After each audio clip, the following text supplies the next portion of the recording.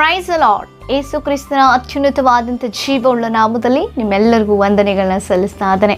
ದೇವರು ಒದಗಿಸಿಕೊಟ್ಟಿರುವಂಥ ಈ ಮತ್ತೊಂದು ನೂತನ ದಿನಗಾಗಿ ದೇವಾದಿ ದೇವರಿಗೆ ಸ್ತೋತ್ರವನ್ನು ಸಲ್ಲಿಸ್ತಾ ಇದ್ದಾನೆ.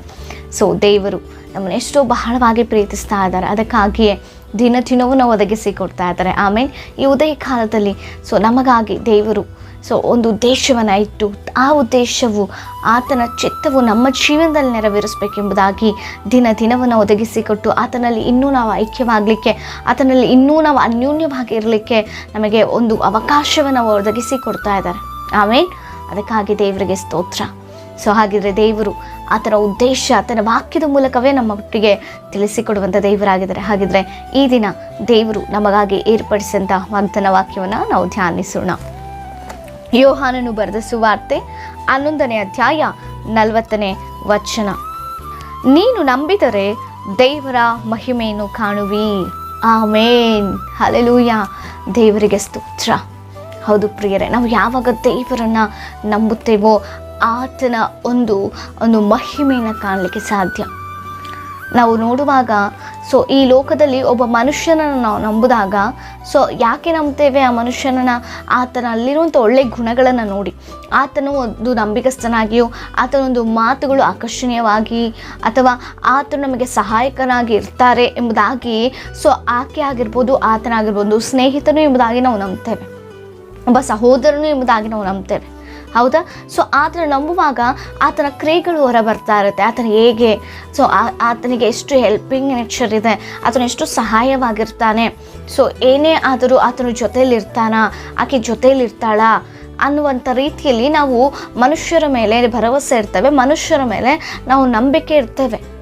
ಆದರೆ ಒಂದು ಪ್ರಾರಂಭದಲ್ಲಿ ಅವರ ನಂಬಿಕೆಯನ್ನು ಉಳಿಸಿಕೊಂಡು ಬಂದು ಹಾಗೆ ಹೋಗ್ತಾ ಅವರ ನಂಬಿಕೆ ಹಾಳಾಗ್ಬೋದು. ಹೌದಲ್ವಾ? ಅವರ ನಂಬಿಕೆಯಲ್ಲಿ ನಮಗೆ ಮೋಸ ಮಾಡ್ಬೋದು.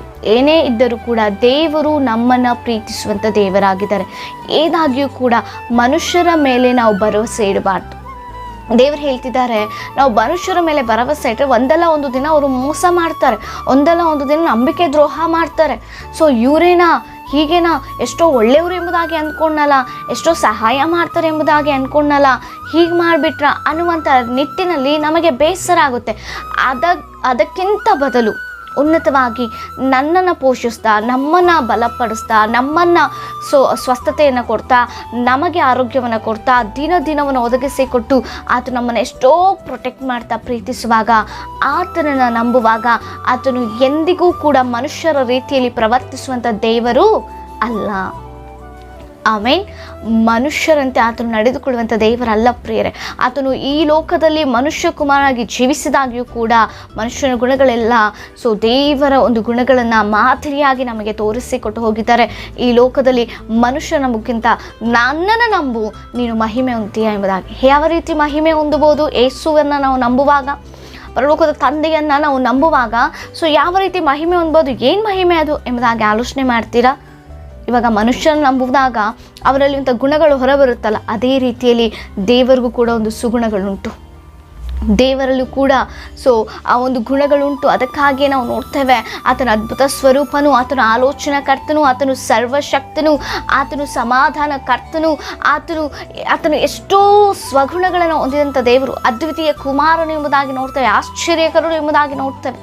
ಅಂಥ ಅದ್ಭುತಕರನು ನಮ್ಮ ಜೀವನದಲ್ಲಿ ಅದ್ಭುತ ಮಾಡುವಾಗ, ನಾವು ಆ ಅದ್ಭುತಕ್ಕೆ ಕಾರಣರಾದಾಗ, ನಮ್ಮ ಜೀವನ ಆ ಅದ್ಭುತಕ್ಕೆ ಕಾರಣವಾದಾಗ ನಮ್ಮ ಮೂಲಕವಾಗಿ ದೇವರು ಮಹಿಮೆಯನ್ನು ಹೊಂದಿಕೊಳ್ತಾರೆ. ಆಮೇಲೆ ಅದಕ್ಕಾಗಿ ದೇವರು ಹೇಳ್ತಾ ಇದ್ದಾರೆ, ನನ್ನನ್ನು ನಂಬಿದರೆ ನೀನು ಮಹಿಮೆಯನ್ನು ಹೊಂದುತ್ತೀಯ. ಮಹಿಮೆಯನ್ನು ದೇವರನ್ನು ಹೊಂದಲಿಕ್ಕೆ ನಾವು ಅರ್ಹರಾಗಿದ್ದೇವಾ? ನಮ್ಮ ಜೀವನ ಅದಕ್ಕೆ ಒಂದು ಅರ್ಹತೆ ಉಳ್ಳದ್ದಾಗಿದೆ ಒಂದಾಗಿ ಈ ಒಂದು ಮುಂಚಾನೆ ಆಲೋಚನೆ ಮಾಡೋಣ ಪ್ರಿಯರೇ.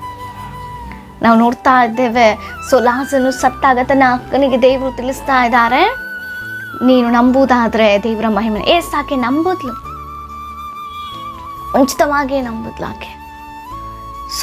ಮುಂದೆ ಆಗುವಂಥ ಕಾರ್ಯಗಳ ಬಗ್ಗೆ ಕೂಡ ಆಕೆ ವಿವರಿಸ್ತಾ ಇದ್ದಾಳೆ. ಆತನು ಪುನರುತ್ಥಾನನಾಗ್ತಾನಲ್ವಾ ಅಂಥೇಳಿ ಅಷ್ಟು ನಂಬಿಕೆ ಆಕೆಗೆ. ಅದಕ್ಕಾಗಿ ನಂಬಿದ್ರಿಂದ ಅಲ್ಲೊಂದು ಮಹಿಮೆ ಉಂಟಾಯಿತು. ಅಲ್ಲಿ ದೇವರು ಮಹಿಮೆನ ಹೊಂದಿಕೊಂಡು ಅದು ಮಹಿಮೆಗಾಗಿಯೇ ಆ ಕಾರ್ಯ ನಡೆಯಿತು. ಸತ್ತಂತ ಲಾಜರು 4 ದಿನಗಳಾದ ನಂತರ ಅದರ ಉತ್ತರಗೆ ಎದ್ದಿದ್ದಾನೆ. ಆಮೇನ್. ಅದೇ ರೀತಿಯಲ್ಲಿ ನಿಮ್ಮ ಜೀವನದಲ್ಲಿ, ನಿಮ್ಮ ಕುಟುಂಬದಲ್ಲಿ ಸತ್ತಂತ ಕ್ರಿಯೆಗಳಿರಬಹುದು, ಸತ್ತಂಥ ಪರಿಸ್ಥಿತಿ ರೀತಿಯಲ್ಲಿ ಅದು ಹಾಗೇ ನಿಮ್ಮನ್ನು ಬಲಹೀನಪಡಿಸ್ತಾ ಇರ್ಬೋದು, ಅನಾರೋಗ್ಯಕ್ಕೆ ಗುರಿ ಮಾಡ್ತಾ ಇರ್ಬೋದು, ಅನೇಕ ವಿಪತ್ತುಗಳಿಗೆ ಕಾರಣವಾಗ್ಬೋದು, ಆ ಸಮಸ್ಯೆಗಳು ಅನೇಕ ಶ್ರಮೆಗಳಿಗೆ ಕಾರಣ ಆಗ್ಬೋದು, ಅನೇಕ ಚಿಂತೆಗಳಿಗೆ ಅದು ಕಾರಣವಾಗಿರಬಹುದು. ಆದರೆ ನೀನು ಈ ದಿನ, ಈ ಮುಂಜಾನೆ ದೇವರನ್ನು ನಂಬೋದಾದರೆ ಆ ಎಲ್ಲ ಪರಿಸ್ಥಿತಿಗಳನ್ನ ಬದಲಾಯಿಸಿ ಆತನು ಮಹಿಮೆ ಹೊಂದಿಕೊಳ್ಳುವ ರೀತಿಯಲ್ಲಿ ನಿನ್ನನ್ನು ಸಾಕ್ಷಿಯಾಗಿ ನಿಲ್ಲಿಸ್ತಾರೆ. ಹಲ್ಲೆಲೂಯಾ. ಎಸ್, ನೀನು ನಂಬ್ತಾ ಇದೆಯಾ? ದೇವರು ಮಹಿಮೆ ಹೊಂದುವ ರೀತಿಯಲ್ಲಿ, ದೇವರು ನನ್ನ ಜೀವನದಲ್ಲಿ ಕಾರ್ಯವನ್ನು ಮಾಡುವಂಥ ರೀತಿಯಲ್ಲಿ ನಾವು ನಂಬುತ್ತಾ ಇದ್ದೇವಾ? ಆ ನಂಬಿಕೆ ಮೂಲಕ ದೇವರು ಮಹಿಮೆ ಹೊಂದಿಕೊಳ್ತಾರೆ.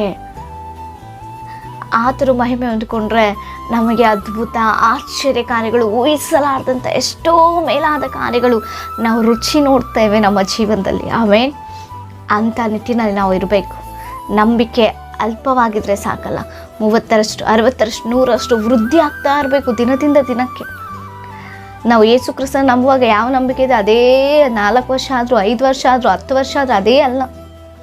ನಂಬಿಕೆಯಲ್ಲಿ ವೃದ್ಧಿ ಆಗಬೇಕು, ಪ್ರೀತಿಯಲ್ಲಿ ವೃದ್ಧಿ ಆಗಬೇಕು. ಆಮೇಲೆ ದೇವರು ಅದೇ ಆಸೆ ಪಡ್ತಾ ಇದ್ದಾರೆ ಪ್ರಿಯರೇ.